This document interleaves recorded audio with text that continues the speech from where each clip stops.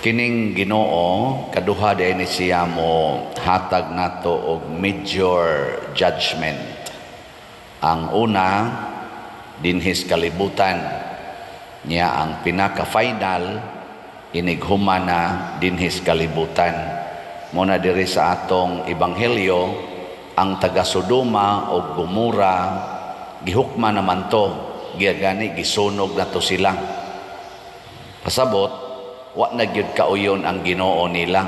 Pero si Jesus nagsulti siya nga sa adlaw sa paghukom mas maluoy pa ang Ginoo sa taga Sodoma o sa taga Gomora o katong taga sa tong usa taga Sidon, Tiro og Sidon. Ngano man tungod kay ang atong sala dinhis kalibutan maoy atong atubangon. Kung magpakasa ta, doon na dayoy equivalent nga bunga ang sala nga tawgo nato usahay og silot sa atong kinabuhi. Kaya ang sala mubunga mangyod og kadautan.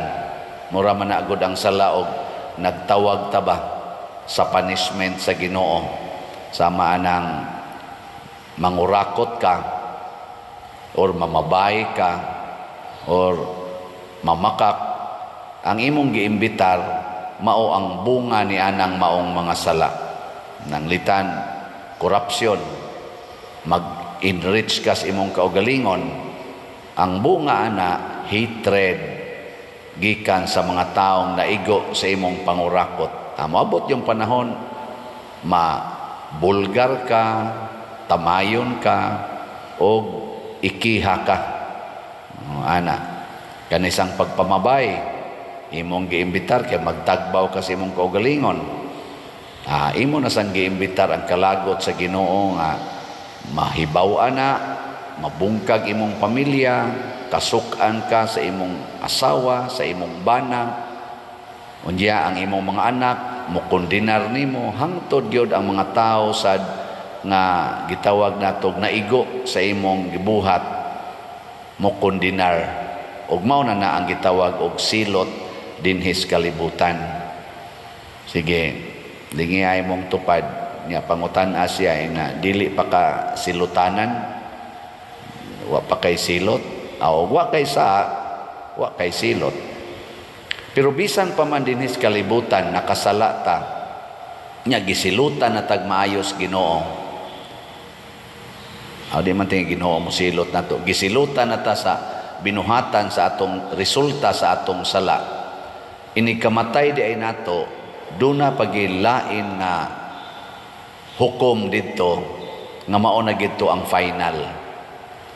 Pasabot doon ay tao nga mamatay din his kalibutan nga nagantos tungod kay makasasa kay siya nga malangit siya inig final judgment. Malangit ba? Kay nimo ko si Jesus mas maluoy pa unya ang Ginoo sa taga Sodoma kay kaninyo.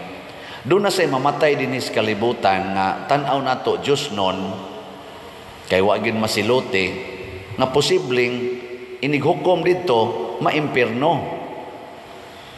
Sama aning nagmisa karon. Kani ba ang gamisa? Unsa may tan-aw ninyo ani buotan ni o buangon? Di ba buotan kayo? Sige misa, apil na ning nag-serve dinhi, Kristan, katong nagliktor dire na salmo. Kana mga buotan na ilagnaong. Pero mga matay ni ron, ini kamatay ani, wa man ta kasiguro og unsa sa ilang binuhatan. Kamu wa sa mo kasiguro sa akong binuhatan nga nahibaw-an sa Ginoo. Muna dinhi sa atong tubag sa salmo nag-ingon ta ang Dios nagasagang sa iyang syudad hangtod sa kahangturan.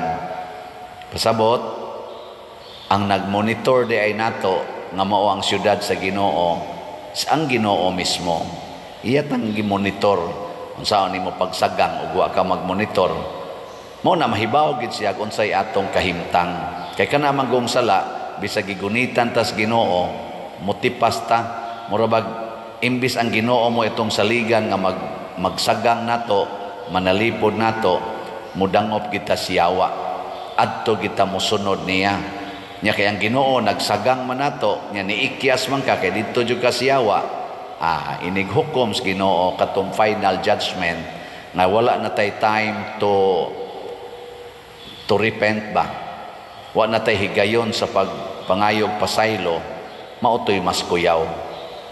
So kung ikaw karon daghan kag sa ay kabalaka, dangop sa mahal nga birhen, pagrosaryo, dangop sa mga sakramento, pangumpisal, dangop sa ubang pang sakramento sama sa Eucharistia.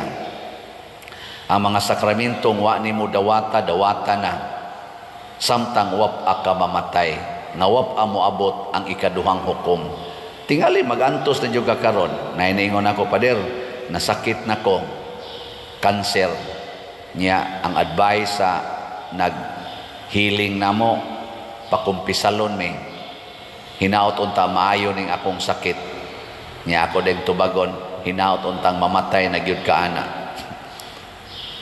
Ngano mangandoy magagkaayuhan sa imong sakit, nga lawas nun ramana, kanang imong pagpangumpisal, human ka nakasa og dagko kayo, kana mo'y pinakanindot nga okasyon nga makaingon ka, praise the Lord, kay bisag masakiton ko tungod sa akong sala, limpyo nako kay gipasaylo ko sa Ginoo. Mao na inindot kaayo nga atong barugan. Aron kadtong ikaduhang judgment, siguro na gid to. Di ta maniguro ani dinhing kinabuhia. Anyway, kaning atong sala mapapas ra man kay ang Ginoo lagi mo ginagmahal nato, nagsagang nato. Dili niya itugot nga maimpierno ta basta kamaolantang muhinolsol. Sige, last nga lingi sa imong tupad ning na di na ta maghinangol aning atong kwarta kaysa man day na ipamalitan na lang ning mga slots, no?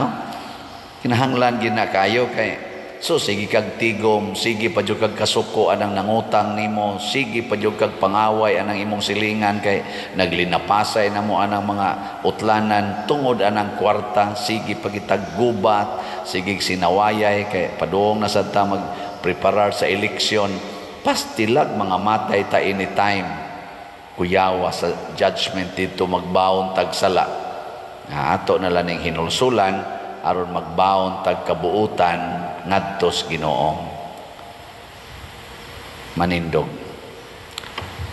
Mga igsoon, mapailobon ang Dios kanatong tanan, sayod siya nga kita nanginahanglan sa iyang pasaylo. Busa malaumon kitang mudangop kaniya sa pag-ingon, Amahan, dungga kami. Amahan, dungga kami. Nga ang mga matuhuon, magpatalinghog sa tawag sa pagtuo ug sa paghinulsol, magampo kita sa Ginoo. Amahan, dungga kami. Nga ang Dios maghatag kanato kadasig sa pagtahan sa atong kaugalingon, aron malingkawas diha ni Kristo ang tanan nga nabilanggo, diha sa ilang kahakog, magampo kita sa Ginoo. Amahan, dungga kami. Nga sila kansang mga kasing-kasing, haguka, ug nagmabugnaon, makadiskubre ug kalipay diha sa paghigugma sa Dios ug sa isig kaingon, magampo kita sa Ginoo. Amahan, dungga kami. Nga ang mga masakiton sa pangisip ug sa lawas, makaangkon ug malungtarong kaayuhan ug kahupayan, magampo kita sa Ginoo. Amahan, dungga kami. Nga si Halangdong Teofilo kamumot, isipon unta sa Ginoo nga takos, nga mabayaw ngadto sa altar sa mga santos, magampo kita sa Ginoo. Amahan, dungga kami. Nga ang mga proyekto dinhi sa atong simbahan, pinaagi sa pangama ug paggiya ni San Vicente Ferrer, magmalampuson ug mahuman unta sumala sa atong mga giplano ug gipangandoy, magampo kita sa Ginoo. Amahan, dungga kami. Nga ang tanang mga benefactors ug donors sa atong simbahan nga mihatag og pinansyal ug lain-laing hinabang ug alang sa mga nagtrabaho dinhi sa atong mga proyekto, nga hatagan unta sila sa Ginoo ug daghan pang mga grasya sa ilang kinabuhi, malikay sila sa mga kadautan, ug mulampos unta ang tanan nilang mga paningkamot, magampo kita sa Ginoo. Amahan dungga kami. Nga ang mga matuhuong mihalina, makatagamtam sa masanag nga banag-banag sa kinabuhing tunhay, magampo kita sa Ginoo. Amahan dungga kami.